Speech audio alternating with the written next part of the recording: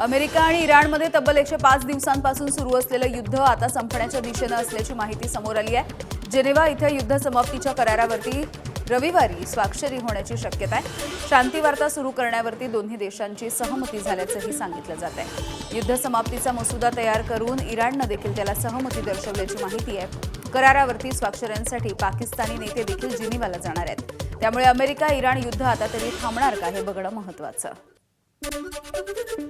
America आणि इराणमध्ये युद्ध थांबवण्यासाठी मसुदा तयार करण्यात आलाय। त्या मसुद्याला आता इराणनं सहमती दर्शवली।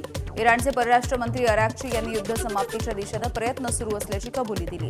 दोन्ही बाजूंमध्ये सकारात्मक चर्चा सुरू असून अवघ्या काही दिवसांमध्ये करारावरती स्वाक्षऱ्या होण्याची शक्यता आहे। आखातामधील व्यापारी जहाजावरच्या हल्ल्यामध्ये 3 भारतीय खलाशांचा मृत्यू झाला आणि यानंतर भारतानं तीव्र अशी नाराजी व्यक्त केली। परराष्ट्र मंत्री एस जयशंकर यांनी अमेरिकेचे परराष्ट्र मंत्री मार्को रुबियो यांच्यासोबत चर्चा केली।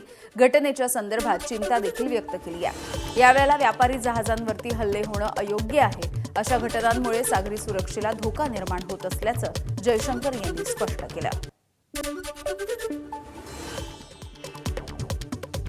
डीआरडीओनं विकसित केलेल्या बॅलिस्टिक मिसाईल डिफेन्स शील्डमुळे आंतरखंडीय बॅलिस्टिक क्षेपणास्त्र हवेतच नष्ट करण्याची क्षमता भारतानं साध्य केली आणि या अत्याधुनिक यंत्रणेच्या 3 यशस्वी चाचण्या देखील पार पडल्या। अशी क्षमता असलेल्या मोजक्या देशांच्या यादीमध्ये आता भारताचा समावेश आहे। त्यामुळे आता देशाच्या संरक्षण क्षमतेमध्ये मोठी भर पडणार असल्याचं बोललं जात आहे।